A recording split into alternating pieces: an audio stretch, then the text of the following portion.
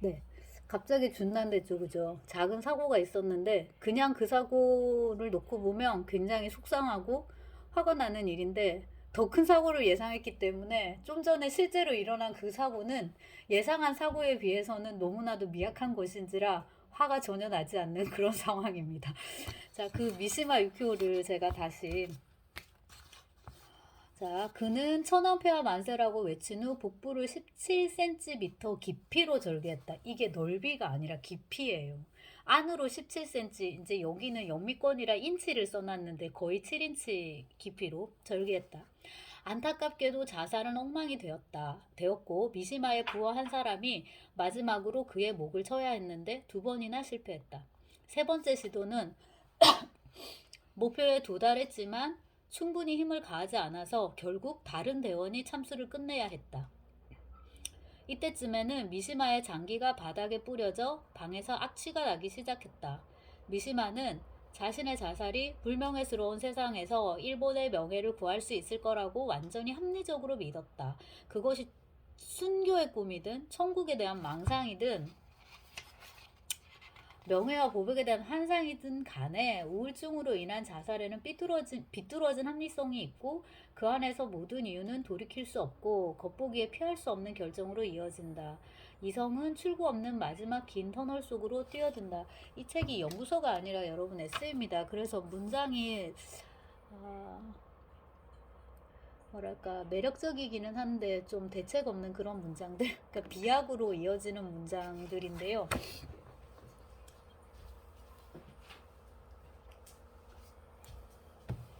제가 지금 시간이 되면 좀 이따가 찍겠지만 지금 최신자를 제가 통째로 거꾸로 들었네. 이렇게 최신자를 이제 통째로 이제 구입을 해가지고 지금 이 산문집이 나온 김에 지금 다 이제 읽고 있는데 거의 다 이제 봤는데요. 이 시하고 비슷해지는 거예요. 그러니까 굳이 연구서하고 에세이를 우리가 이제 구분을 하자면은 그 연구서는 행간이 빽빽해야 되거든요. 그래서 인용문도 많고 자료도 많이 들어가고 이래야 되는데 에세이는 이제 굳이 비교하자면 시처럼 논리적인 비약이 엄청나고 그곳에 빈 곳들이 되게 많은 거죠. 여기도 지금 그렇게 읽히는데 이 미시마 유키오의 이제 자살의 한 장면을 이렇게 던져주고 그리고 저는 이거 거의 희화처럼 읽히네요. 그러니까 미시마 유키오도 이렇게 될 줄은 몰랐을 것이고 그가 고통을 감지하지 않는 지점은 어디였을까? 안 그럼 이건 너무나도 고통스러웠을 것 같으니까. 근데 미시마 유키오가 그런 고통을 꿈꾸진 않았을 것 같거든요. 멋진 자살을 꿈꾸기는 했을지는 모르겠지만.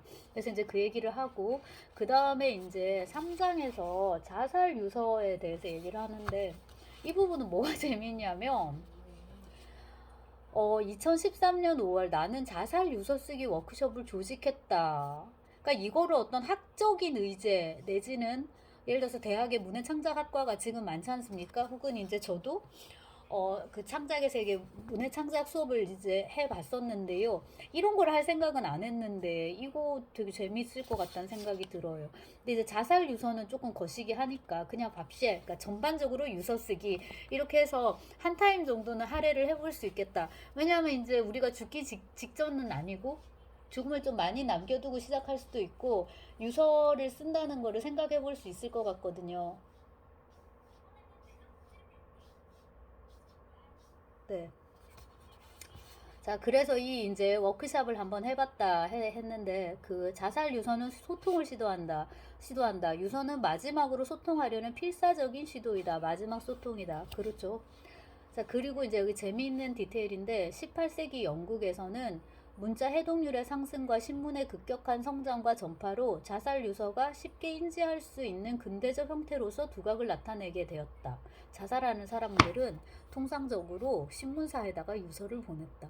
이건 뭐니까 관중 그러니까 요즘 SNS가 워낙에 활발하니까 뭐 페북이나 트윗이나 이런 데다가 뭐 블로그 이런 데다가 심지어 유튜브에다가 내가 자살할 거다라는 식의 뭐라 해야 되나 그런 거 이제 메시지를 보내고 그다음에 뭐야 유서도 이제 이렇게 띄우는 거죠. 그런 식의 이제 그 요즘의 풍경하고 크게 다르지 않은 것 같아요. 근데 이제 그때 영국이라는 게 신문이 제일 먼저 발달한 나라 중에 하나니까 나라 중에 하나가 아니라 나라기 때문에 그 거기다가 이제 자살 유서까지 이제 이렇게 그 다음에 이제 그 자살의 공공장소가 아니라 자살 많이 하는 곳, 자살 명소, 이제 이 사람이 이런 표현을 쓰고 있는데, 예를 들자면 브루클린 브리지, 뭐 영국의 어디, 그 다음에 뉴욕의 어디, 이렇게 이런 걸 써놨네요. 이런 것도 되게 인상적이었고요. 그 다음에 이제 그 프로이트의 애도와 우울증에 대해서도 잠깐 얘기를 하는데, 모닝, 애도, 앤 멜랑콜리아, 우울증인데, 애도가 사랑하는 사람의 죽음에 대해 느끼는 슬픔으로서 비탄과 탄식으로 이어진다면, 우울증에서 슬픔의 대상은 더 이상 죽어버린 사랑하는 사람이 아니라 자기 자신이다.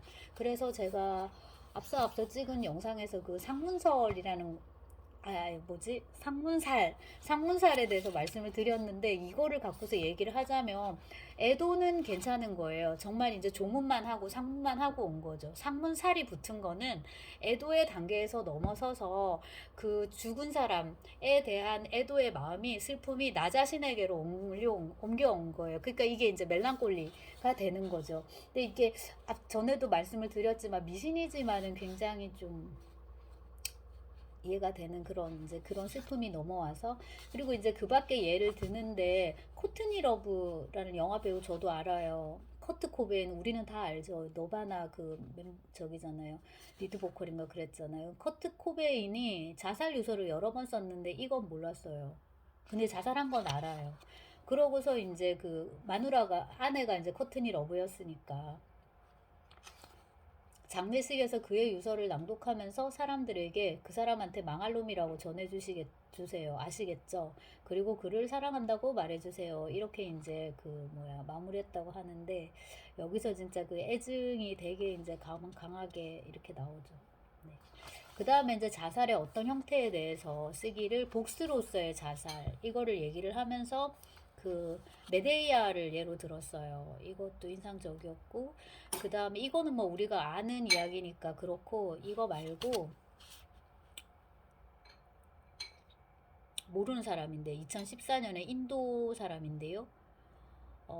대학원 조교수로 30여 권 이상의 학술 출판물을 출간한 사람이랍니다. 남잔데요. 이 박사는 기차에 몸을 던져 죽었는데, 그러니까 자살했는데, 자기가 죽기 전에 두 아들을 죽였대요. 그는 전처가 아이들과 충분한 시간을 보내지 못하게 한데 화가 났던 것 같다. 이런 식으로.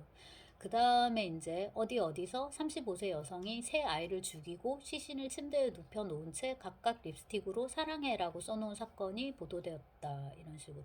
아이들을 죽인 다음에 그 여자분은 엄마는 바다에 투신했다. 그래서 우리는 이제는 이거를 동반 자살이라 부르지 말고 아이들을 죽이고, 그러니까 살인하고 자기는 자살했다, 이렇게 바꾸자라는 식의 여론이 지금 있잖아요. 뭐 그런 것 같아요. 저도. 네.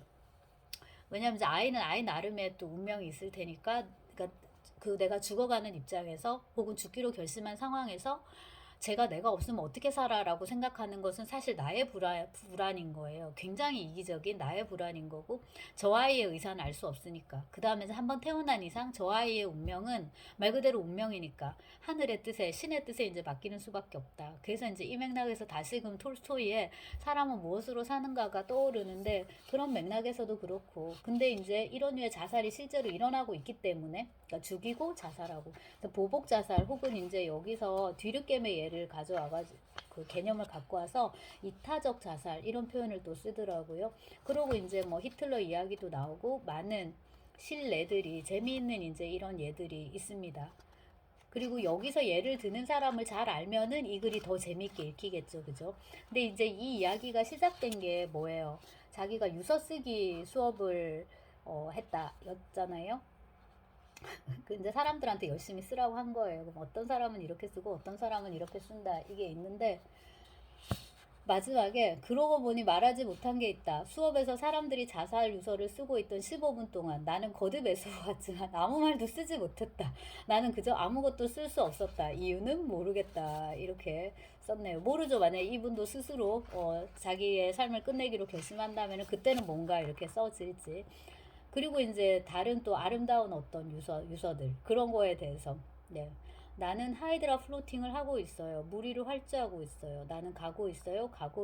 갔어요. 또 스스로 총을 쏴서 자살하기 전에 한 남자는 판지 위에 이렇게 써놨다. 짧게 잘 살다가 멋지게 죽다. 좋죠. 근데 여기서 이제 저자가 달아놓은 말이, 읽겠습니다. 자살의 아름다움에 대해 말하는 것은 윤리적으로 불쾌해 보일지도 모른다. 누군가는 르베가 너의 자살은 불미스러운 아름다움이었다 라고 쓴 것도 마찬가지로 생각할 것이다. 불미스러운 아름다움. 이제 이런 표현 자체가 되게 모순적인데, 네, 나름대로 이것도 이제 인상을 주는 거고요.